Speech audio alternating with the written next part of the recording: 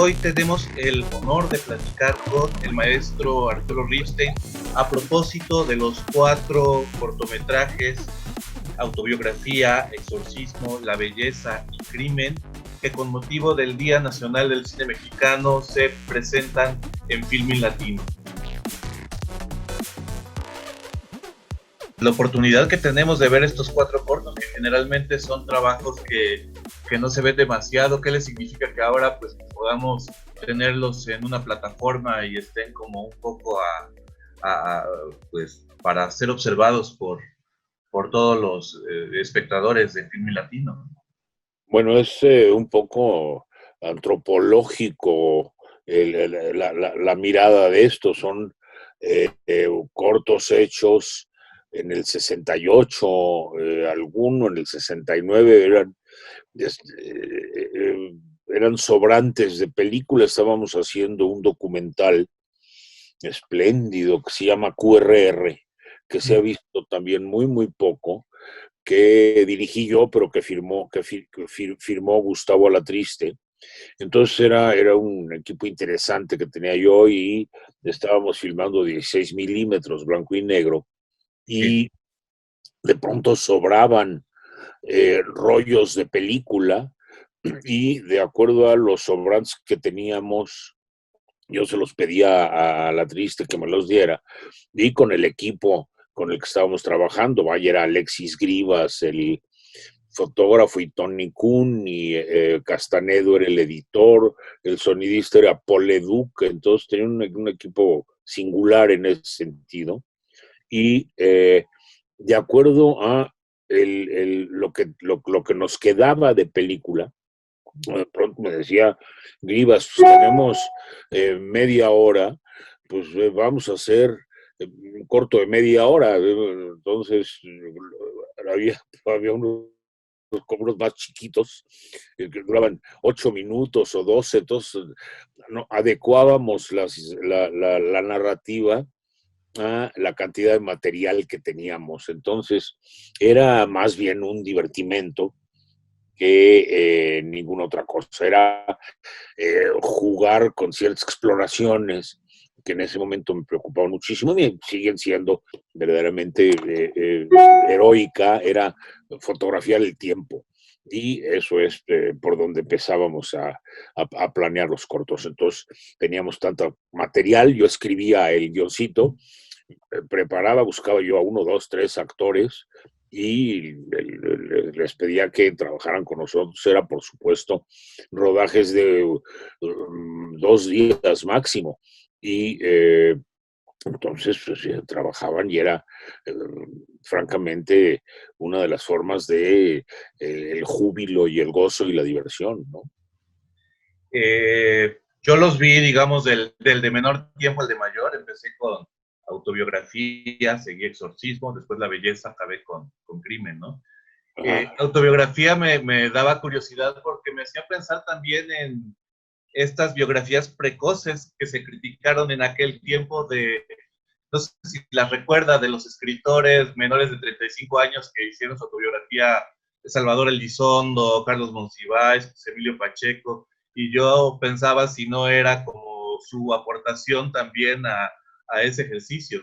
No, para nada. Yo me acuerdo muy bien de esas entrevistas. La de Leñero me gustaba mucho, y la de Monsiváis, lo que se le entendía, que a mí siempre me costó mucho trabajo entenderle. Pues me acuerdo que lo único que me pareció delicioso es que decía: tengo 24 años y no conozco Europa. Y a José Emilio Pacheco, como siempre, era límpido y preciso, y Salvador Elizondo brillante. Me acuerdo muy bien de eso, pero para nada cruzaba mi cabeza en ese momento el, el, eh, el hacer algo como eso, ¿no? Era más bien entrarle al selfie. Muy bien. Los primeros selfies de la historia. La segunda película y a partir de ahí las que siguen hablan de ¿qué será? Una casa productora, un grupo que se llamaba Cine Independiente de México, que me imagino que era pues básicamente Alexis Grivas y los demás que se sumaron con usted a estos proyectos, ¿no? ¿Cómo era esto? No, este proyecto es producto de un estado de intoxicación etílica severo. Estábamos en una fiesta una noche con Felipe Casals y Tomás Pérez Turrent, Pedro Miret, Castanedo y yo. Y entonces, en medio de la euforia alcohólica, dijimos, vamos a ser una compañía productora. Yo había tenido una serie de problemas con un largometraje que acababa de hacer, problemas muy severos, y yo dije, no vuelvo a trabajar dentro de la industria. Entonces, esa noche dio pretexto para inventar esta cosa, que pues no era más que un título, no hicimos nada. Entonces, de pronto, ahí mismo decidimos que íbamos a hacer 3 películas. Casals iba a dirigir una que hizo, que se llama Familiaridades, yo hice otra que se llama La hora de los niños, y Castanedo iba a hacer una más, que era una adaptación de un cuentito de Dostoyevsky que finalmente no filmó nunca. Entonces, los recursos eran pues arañando las paredes y buscando por donde fuera. Eran películas que costaban muy poquito, pero no teníamos manera de financiarnos. Entonces fuimos a filmar, porque eran amigos y todos nos conocíamos bien, un documentalito, más o menos documental, era más o menos jarana, desmadre y jaleo, sobre el Salón Independiente, que era uno de los primeros momentos de lo que después se llamó la ruptura. En México fue una exposición en Ciudad Universitaria y fuimos a filmarlo y todo, y aprovechamos el rodaje de esto y después invitar a los pintores a verlo, etcétera, para utilizar nuestras artes de de la súplica y la limosna, y les pedimos a todos que nos regalaran un cuadro, y muchísimos de ellos nos regalaron uno, 2 cuadros, y estos los vendíamos, y con eso sacamos el financiamiento. Además teníamos otra especie de fraude monumental, y es vendíamos acciones de Cine Independiente de México a $1,000, y hubo quien nos la comprara. Yo el otro día, hace no mucho, hurgando en algún cajón, me encontré compras de Luis Buñuel y Luis Alcoriza y Carlos Sábaz, y una verdaderamente tropa de absolutos notables que habían colaborado en estos trabajos. Entonces nos dividimos el dinero, que eran como $10,000 lo que habíamos sacado. Entonces le tocaron 5 a Casals y 5 a mí, porque Castanedo se retiró del proyecto, y con eso hicimos cada uno su largometraje o casi largometraje, ¿no? Okay. Yo había pensado un poco que esto emulaba a aquel grupo que hizo García Scott y José de la Colina y algunos otros, no recuerdo, que era Nuevo Cine o Nuevo México, ¿no? Del que salió Nuevos, en el balcón vacío. sí, era nuevo, sí, pero esto era más bien un grupo teórico. Era una adaptación aproximada de el grupo Cahiers du Cinéma, que era la nueva ola francesa. Entonces, era un grupo de notables también, que eran González de León, José Luis González de León, y García Riera, Jomí García Scott, y 4 o 5 más, Salvador Elizondo. Pero lo que hicieron fue una revista, y lo que hacían en esa revista pues era pensar en cine, teorizar el cine, ironizar sobre el cine, pero en realidad no era un grupo de filmación. García Scott había hecho la muy sobrevaluada El balcón vacío tiempo antes, y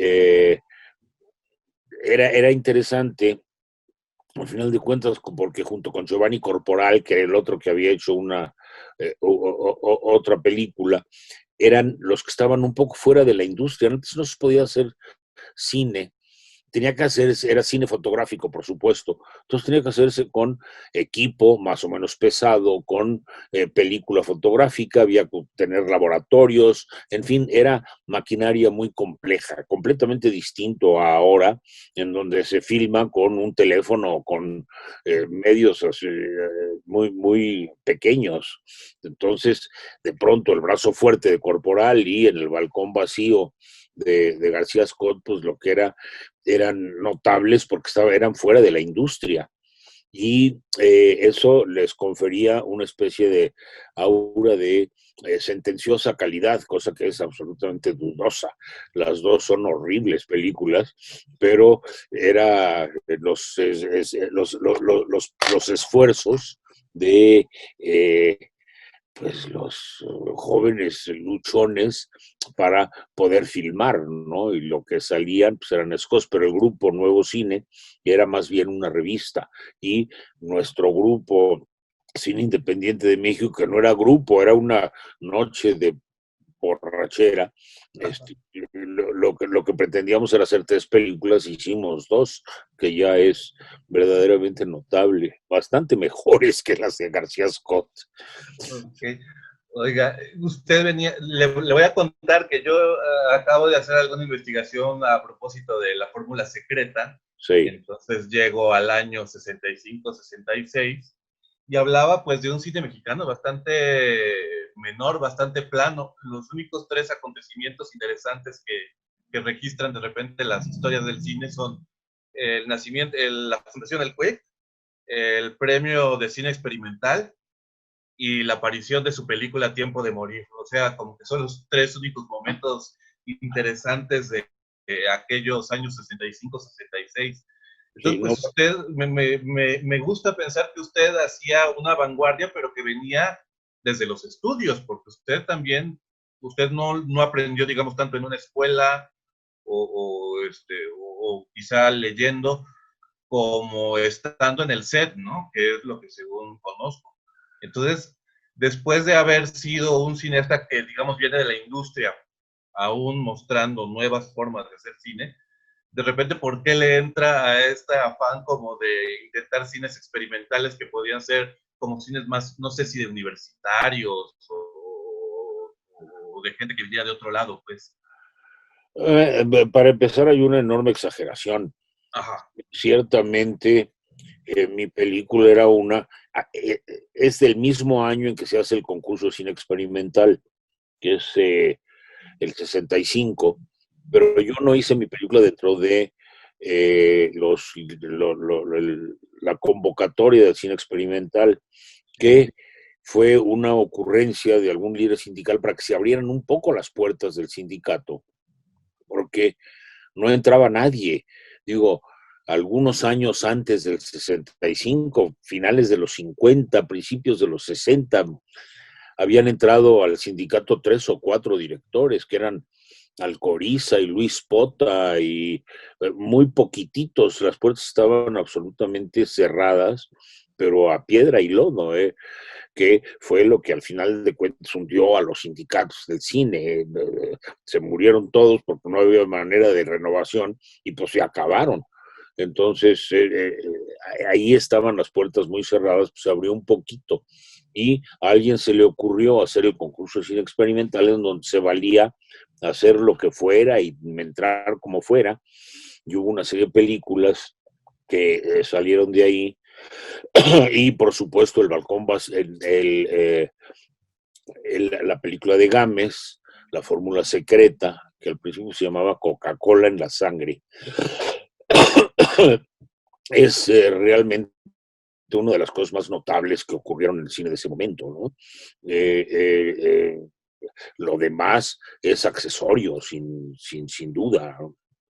Y por supuesto mi película como un hito, pues no lo es en absoluto, ¿no? Es una película que no es lo que yo quería que fuera y es una película hecha con un desconocimiento y una torpeza pues, propias de un jovencito que no había ido a la escuela y también esa es su ventaja, ¿no? No ser demasiado no estar demasiado determinado por el tipo de cine que se hacía en ese momento, ¿no? Pero haber logrado algo es en rigor por ignorancia, no por lo contrario. Yo la acabo de ver y me pareció bastante interesante, eh, pero sí es cierto que es la película de un director joven, ¿no? Quisiera creer que la primera película importante o donde ya empezamos a ver completamente a Ripstein, la va a filmar justo un año después de que hace estos ejercicios experimentales, cuando hace El Castillo de la Pureza, si no mal entiendo, ¿no? Bueno, fueron muchos años después. El Castillo de la Pureza es del 72 y Tiempo de Morir es del 65 y los cortos estos ¿sí? Son 68, 69. Entonces sí, son una bola de años después. Y yo también creo que de alguna manera comienzo a encontrar mi voz en esa película y que es el primer paso sólido dentro de una carrera muy, digamos, y desigual, ¿no? Ujú. ¿Usted cree que estos trabajos experimentales lo van prefigurando para que pueda llegar a, pues sí, al lugar sin límites y perdón, el castillo, Sí, el claro, castillo de la pureza, lo que va ocurriendo después? sí, no, naturalmente, digo, filmar en ese momento yo no lo aprendí en la escuela porque no había cursos que se daban por ahí en la universidad, pero la escuela formalmente como tal no existía. Habían cositas, estaba comenzando a plantearse un grupo de enseñanza, digo, grupos de enseñanza de cine, etcétera, pero no había una escuela formal. Entonces yo aprendí, como aprendíamos entonces, que era viendo películas en su estreno, y luego teníamos grandes posibilidades de opción en aquel momento, porque en la misma cuadra estaba el cine en donde daban la nueva película de Hitchcock y en la cuadra de enfrente la nueva película de Bresson y había cola para ambos, cosa que es en este momento pues impensable, ¿no? Entonces yo aprendí a hacer cine viendo películas en los estrenos comerciales, era muy distinto que ahora, y en los cineclubes, porque no había, por supuesto, ni video, ni los formatos que hay para reproducción de películas ahora, en donde todo está al alcance de la mano de cualquier cosa, en donde sea y como sea, ¿no? Incluso básicamente gratis, que es una forma de latrocinio, pero todo se puede encontrar, ¿no? Y en ese momento no, había que estar muy atentos a donde se iba. Yo aprendí, además, yendo a los foros, yendo a ver filmar, yo soy hijo de productor, y entonces podía entrar a ciertos lugares donde me daban permiso. Entonces yo aprendí el oficio en esos términos, que eran términos muy poco académicos, digamos. Entonces, comenzar a hacer películas sin conocimiento y más o menos con determinado entusiasmo o una fuente de entusiasmo, pues es lo que me lleva para allá. Y por supuesto, la manera de aprender a hacer cine es haciéndolo.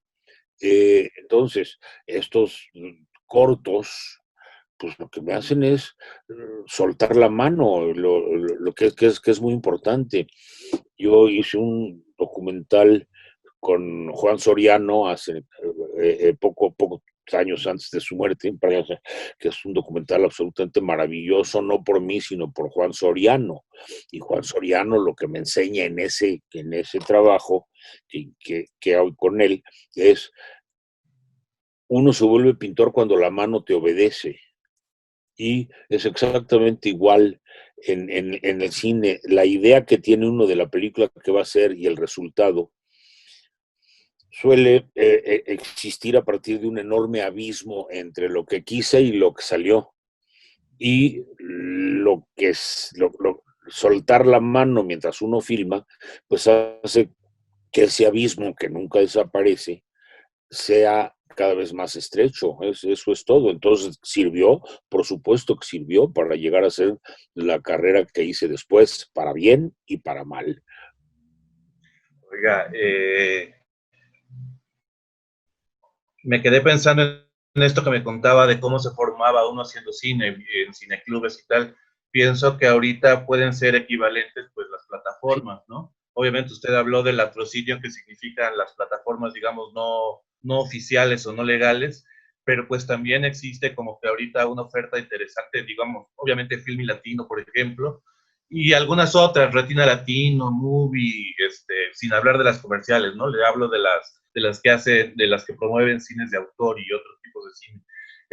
¿Qué le parece, por ejemplo, que en Filmin tengamos pues unas 15 películas suyas, además de los cortos, que tengamos como una especie de corpus para educarnos alrededor de todo lo que significa el cine de Arturo Ripstein? Bueno, eso que dice usted es elogioso pero falso. Eh, que haya 15 películas mías o las que haya, pues es una forma de la piedad de parte de Filmin Latino, que tiene la generosidad y el, el, la dulzura de programarme, ¿no? No sé si sea yo merecedor de esa cantidad, pero si estoy ahí, lo agradezco de veras. Jacto como Borges de tener más cerca de mi corazón las películas que he visto que las que he hecho. Y gracias a las que tengo en el corazón que he visto, he hecho las que he hecho, también para bien y para mal.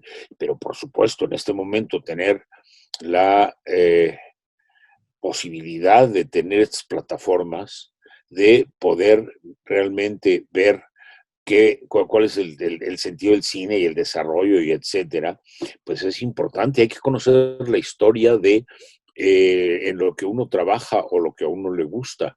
No, el cine no empieza con uno. Uno no sale de la nada, nada sale de la nada.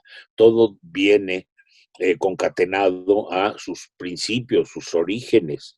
Eh, Ser original en última instancia es volver al origen, no es otra cosa, es etimológico el sentido de las cosas. Entonces, que en este momento haya las plataformas, pues no nada más que sirvan para, tengo la opción de verlo y no verlo del todo, hay que tener una disciplina también para que estas plataformas tengan un sentido.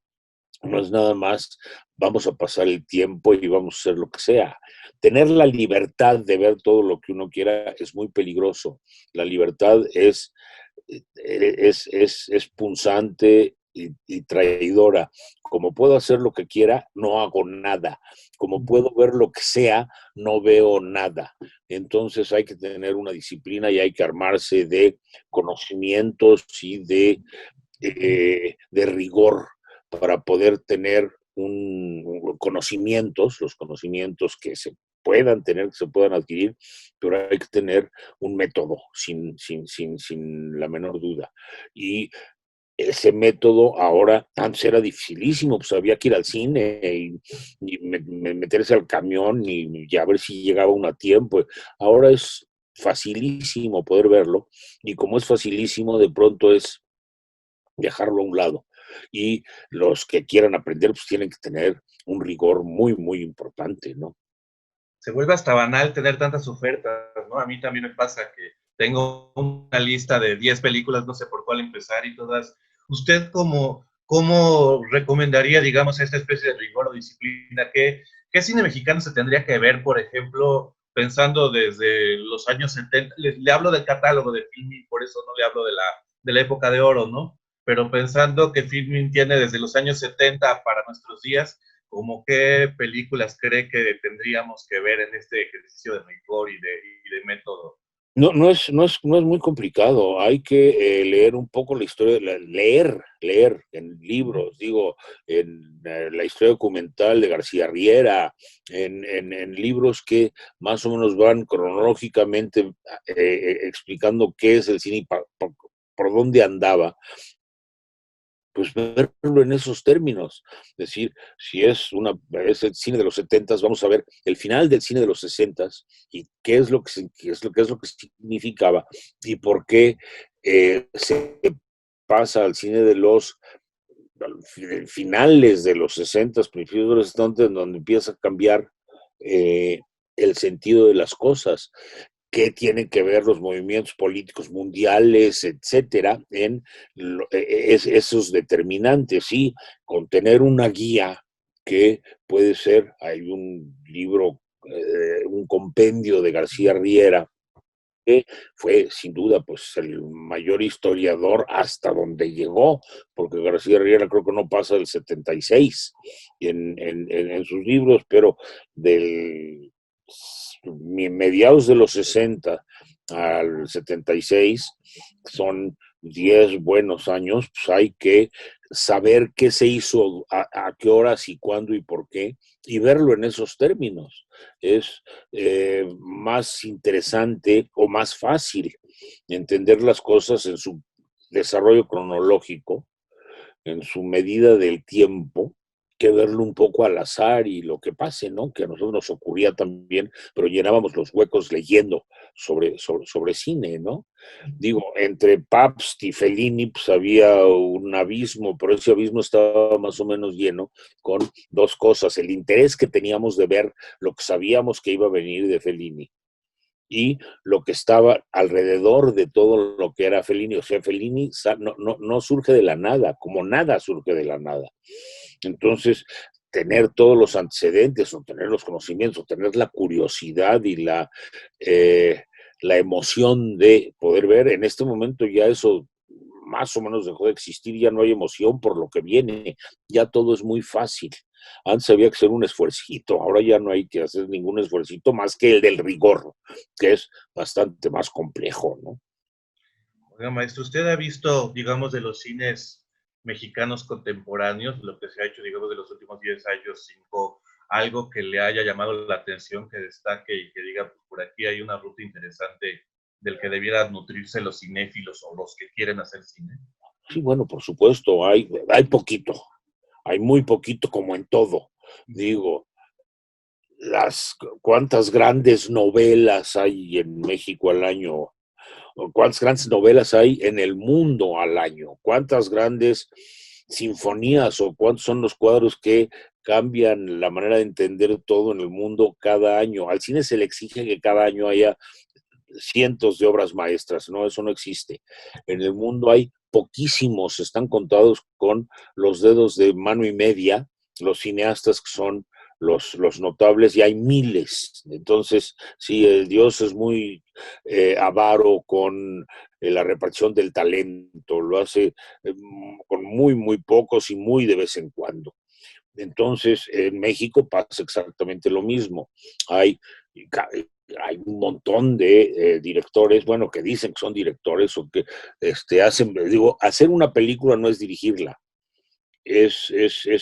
son cosas distintas. Y por supuesto hay tres o cuatro o cinco, un puñado muy estrecho de cineastas que en este momento son los que les toca llevar el estandarte y que lo han hecho realmente muy, muy bien, ¿no? Pero son muy poquitos. Y hay en este momento sí dos clases de cine muy, muy diversas, que es el cine comercial, ese que ha abolido las consonantes del diálogo, en donde los diálogos solamente son y entonces no hay consonantes y hablan rápido y sin abrir la boca. Es el estilo de actuación ventrílocua que ha tomado efecto y que es un cine putrefacto, ¿no? Es un cine que no va absolutamente a ningún lado más que a la cartera. Y cuando se piensa solamente con la cartera, cuando se pretende darle gusto a todo el mundo, es una de las formas perfectas del fracaso. Y este tipo de cosas en conjunto son una suerte de fracaso, salvo para las carteras de algunos. Entonces, el otro cine, el que tiene, el que busca ser un cine de autor, busca tener otras opciones, pues es poco y muy malo también. Entonces, dentro de ese grupo, también hay muy poquitos. Como ya el cine se democratizó, es decir, cualquiera lo hace. Se necesita para hacer cine un teléfono y dos cuates, ya cualquiera puede. Entonces, también el exceso, la posibilidad de que todo el mundo pueda, pues hace de que haya enormes cantidades de mierda. Cualquiera puede pintar un cuadro, porque pues, te compras un lienzo y te compras 2 pinceles y 3 tubitos de pintura y pintas. Cualquiera puede escribir un soneto. Es facilísimo, se necesita un pedazo de papel y un lápiz, pero no cualquiera escribe, no cualquiera es Borges, y cualquiera podría hacerlo porque no se necesita más que papel y lápiz. Cualquiera puede hacer un, una sinfonía, una cantata, una ópera, no se necesita más que papel y lápiz. Y el cine ya es exactamente igual en esos términos, se necesita un teléfono y nada más. Entonces, no hay cineastas, hay hacedores de películas, que es completamente distinto. Los cineastas son mínimos, son poquísimos, son contados en México y en el mundo entero, ¿no? Y sí, hay unos que me importan muchísimo y que los sigo y soy muy atento a su trabajo y me emociona y me es enormemente grato, pero son ¿Como quiénes estos a cineastas? eso no se lo digo. Porque si digo los 3 o 4, hay 2 o 3 o 4 más que me van a quedar pendientes, si no, ya de por sí el repudio a mi persona y a mi trabajo es enorme, no quiero aumentarlo. Muy bien. Oiga, maestro, tristemente se nos está acabando el tiempo que nos da el Zoom para platicar. Entonces creo que voy a tener que cortar un poco la charla, pero pues le agradezco mucho que hayamos platicado y que nos haya compartido algo acerca de los 4 cortometrajes que ahora estamos viendo en Film Latino. Y y ojalá tengamos más películas suyas ahí. Yo estoy buscando como loco principio y fin, no la puedo ver y no sabe lo que me gusta, ¿sabe? Ojalá Pues algún día la podamos encontrar, o La Mujer del Puerto. de principio y fin, si no me equivoco, La Mujer del Puerto no se ha estrenado nunca en México. Estoy trabajando la terminación de la copia de estreno, pero en el momento el virus me hizo hacerme a un lado. Estoy trabajando también la remodelación de Profundo Carmesí, porque un productor en Francia, hijo de puta, me cortó cosas importantes de la película por sus mezquindades, pero en fin, estoy ahora tratando de remodelarla tal y como se concibió originalmente. Y pues esos son trabajos que van para adelante y hay algunas cosas que se consiguen en el mercado, hay DVDs de principio y fin, lo hay, por ahí se encuentra, y de algunas otras películas que han sido lo suficientemente generosos los editores de publicarlas, en fin, y por ahí se ve, pero que Filmín Latino existe, que Filmín Latino de pronto tenga este panorama de cosas, pues es una de las instancias más bienvenidas que puede tener no solo un espectador, sino un cineasta. Bueno, pues le agradezco mucho y ahorita nos vamos corriendo a buscar el DVD de principio y fin. Y no le quitamos más tiempo con Arturo. Un honor haber platicado con usted. Con mucho gusto, hasta luego.